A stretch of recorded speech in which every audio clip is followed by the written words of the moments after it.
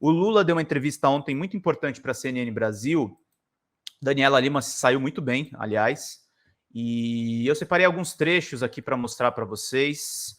E vamos começar pela entrevista do Lula, que é muito importante, que ele comparou o Bolsonaro a Hitler e Mussolini. Vamos ver esse trecho aqui, que é muito bom. Deixa eu abordar esse assunto com o senhor, que vai ser a minha despedida.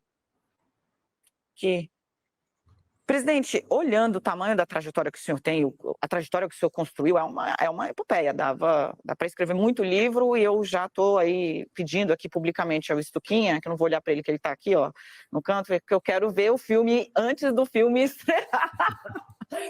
Mas eu queria ter um balanço, presidente, em especial dos últimos 10 anos, sabe? Porque é um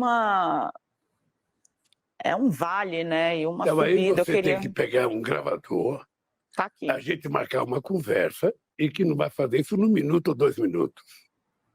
Sabe? Você não vai fazer uma avaliação desses 10 anos, sabe?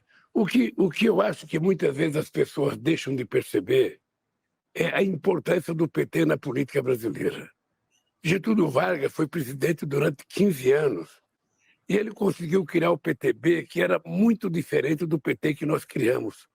O PT é tão importante que o PT, veja, desde que começou a disputar as eleições para presidente, o PT foi o segundo em 89 contra o Ulisses Guimarães, contra Brizola, Aureliano Chaves, Maluf. O PT foi o segundo. Em 94 o PT foi o segundo. Em 98 o PT foi o segundo. Em 2002 o PT foi o primeiro. 2006 o primeiro. 2010 o primeiro. 2014 o primeiro. 2018 o segundo. 2022 o primeiro. Então é um partido muito vigoroso. Eu de vez em quando vejo alguém dizer, não, porque o partido não sei da conta, o partido é fraco, o partido é pequeno, o partido é rejeitado. Veja, nós somos rejeitados, mas somos o mais querido. Quando você fizer uma pergunta e perguntar qual o partido mais importante, o mais querido, o PT vai aparecer com 22%, 23%, 25%, até 30%. O segundo colocado tem 1%, porque não existe partido político no Brasil. O único partido com cabeça, tronco e membro é o PT.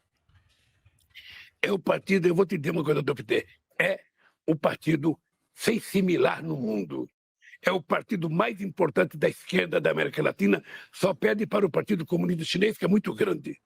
Mas é um partido mais atuante, mais militante, sabe, que é o PT. E isso é importante. Se você é o mais querido, você pode ser o mais odiado. Isso é que nem Palmeiras e Corinthians. Não peça para um corintiano gostar do Palmeiras, nem peça para um palmeirense gostar do Corinthians. Ou seja, o PT é isso. O PT ele estimula o amor e estimula o ódio. As pessoas gostam do PT, adoram o PT, amam o PT e às vezes odeiam o PT. E é assim que a gente se transformou no partido mais importante da história desse país. Mais importante. Ou seja, e isso tem que ser levado em conta pelos analistas políticos. O PT não é uma coisa qualquer. O PT é um partido político. O restante são cooperativas de deputados que se juntam em época de eleição. Sabe, tem muitos partidos que não têm sequer registro definitivo. O presidente de um partido pode ser presidente em todos os estados. A direção, se discordar, sabe, de um diretório, ela intervém. No PT não é assim, não. No PT, um diretório discorda da direção. E muitas vezes não obedece à direção. E muitas vezes a gente acata essa rebeldia da nossa base, porque foi assim que o PT foi criado. E o Quaquá com o Pazuello? Hein? E o Quaquá com o Pazuello? Mas é, cada um carrega a fotografia que quiser. Cada um carrega. Eu não sei da relação, não sei como é que foi essa foto, não sei se essa foto está posada ou foi uma foto por acaso, mas eu acho que o companheiro Quaquá já tem idade suficiente para escolher, sabe, com quais pessoas ele quer tirar fotografia. Então, sabe, ele já tem mais de 30 anos de idade, ele sabe o que quiser. O que eu acho, Vidonela, eu acho é que a política brasileira, ela muitas vezes, ela é deformada, porque a gente faz uma análise simplista da política. Nunca se negou tanta política como se negou nesses últimos 15 anos. E quando você nega a política, o resultado é esse. Bolsonaro, é Hitler, é Mussolini. Sabe? Quando você nega a política, o resultado é isso, é exatamente o surgimento do autoritarismo. Foi assim que o Hitler cresceu, foi assim que o fascismo surgiu no mundo, e foi assim que o Bolsonaro Porque se você cobrisse o Congresso Nacional, você poderia perguntar para 1.000 pessoas, o Bolsonaro jamais apareceria com possibilidade de ser presidente da República. E ele construiu uma indústria de mentiras, a mais poderosa indústria de mentiras que eu já vi na vida, sabe? Uma cópia fiel daquilo que foi o Trump nos Estados Unidos, e ele vai voltar mentindo, porque ele não sabe contar a verdade. E o senhor não acha que tem... O senhor disse para a Amanpour, não tem chance do Bolsonaro voltar a ser presidente. Por quê? Porque eu acho que a sociedade brasileira vai ser, esses próximos 4 anos, preparada para acreditar naquilo que é verdade e não acreditar naquilo que é mentira. E porque a sociedade vai perceber que nós vamos fazer, em 4 anos, o dobro do que ele fez. Veja que eu comecei o programa te dizendo, ontem nós anunciamos investimento em infraestrutura no primeiro ano de governo, 22 bilhões no ano. Ele gastou 20 bilhões em 4 anos. Por isso é que eu disse que no nosso governo vai ser 44, porque nós vamos fazer muito mais do que eles fizeram. Eu espero voltar aqui para cobrar. Presidente, eu quero agradecer de novo a concessão da entrevista. Foi muito boa essa entrevista do Lula e muito importante a comparação que ele fez com o Hitler e o Mussolini, a questão da negação da política, do autoritarismo e o quão pequeno o Quaquá, a gente estava falando da briga com o Carlito, o quão pequeno o Quaquá sai dessa história. Se você se abraça com Hitler, você tem que segurar as consequências, meu querido. Você vai ser criticado, e não pelos intolerantes, você vai ser criticado, inclusive, principalmente pelos tolerantes. Principalmente pelos sensatos, os caras que têm alguma coisa na cabeça. Eles vão te criticar, eles vão te condenar, porque você está endossando um criminoso. Eu entendo, existem as negociações políticas, o Pazuello é um parlamentar eleito, mas não precisa ficar tirando foto com ele, não. Isso aí é coisa de outro tipo de pessoa. O Lula também falou sobre o Zé Dirceu, o Lula também falou bastante sobre economia, sobre o governo Dilma. Eu queria separar eu vou mostrar para vocês mais esses 2 trechos que eu acho importantes, e vamos ver o que ele falou do Zé Dirceu. Zé Dirceu, presidente, que o senhor fez questão de agradecê-lo no... É uma trajetória imensa. Opa. Acho que tem uma relação que é pessoal, fora da política, mas também está dentro desse processo de reabilitação. Eu não fiz questão de agradecer, eu apenas fiz questão de dizer que o Zé Dirceu estava ali presente e ali também é o lugar dele. Ninguém pode ser penalizado a vida inteira. Ninguém pode ser, na política, ser criminalizado de forma perpétua. O Zé Dirceu é um agente político, é um militante político da maior qualidade, sabe? E ele está voltando a participar. Eu falei do Zé Dirceu porque...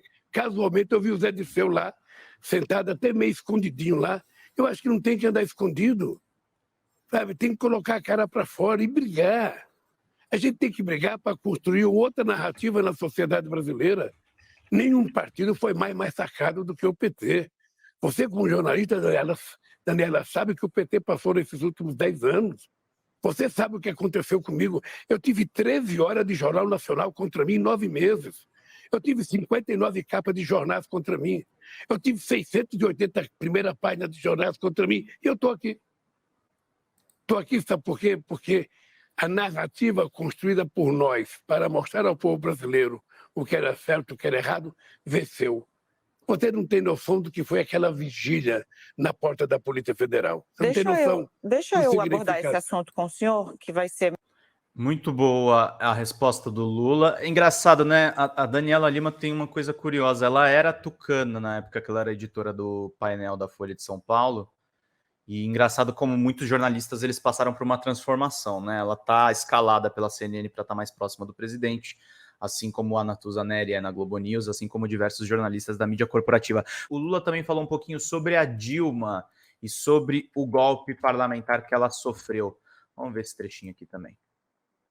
Quero pensar um pouco, o senhor falou do Moro, depois quero saber como o senhor... Eu não citei o nome do Moro. Não, eu estou citando.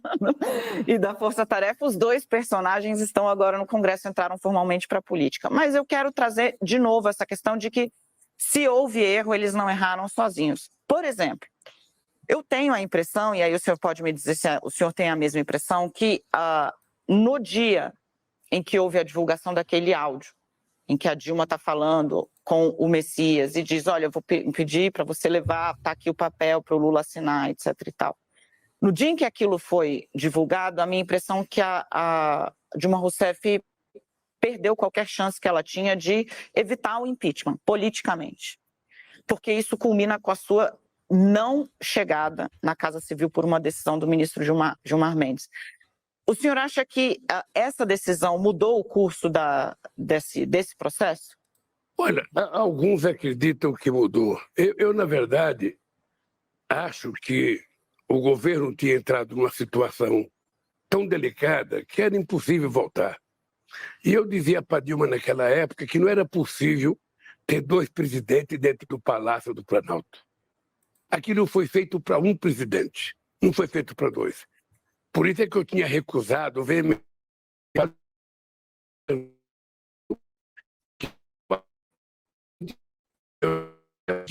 Como é que você vai me dar uma bronca sentado na mesa, você presidente e eu ministro? Então não vai dar certo.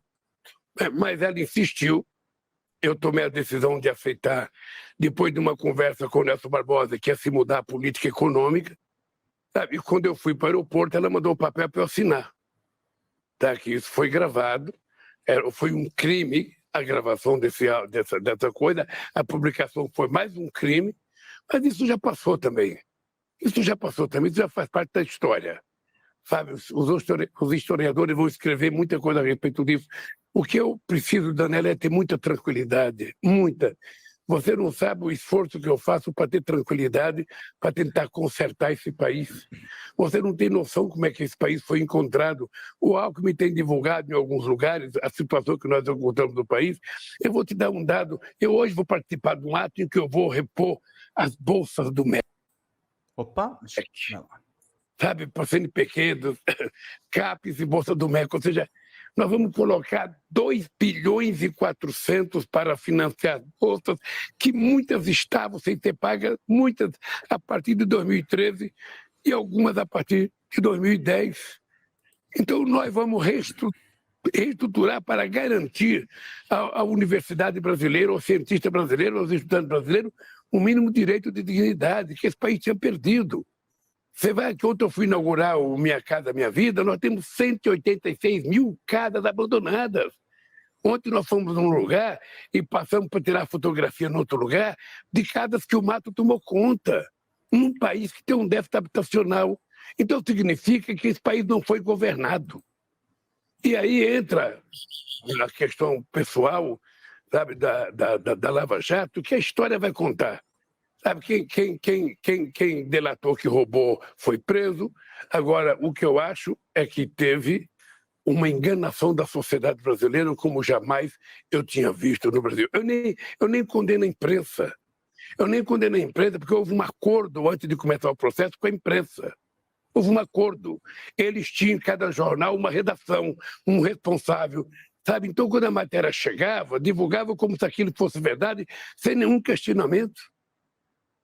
Sabe? Então, por isso é que eu resolvi brigar politicamente. Eu digo sempre o seguinte, se eu tivesse contratado um advogado bom, extraordinário criminalista, possivelmente eu não tivesse tido o sucesso que eu tive.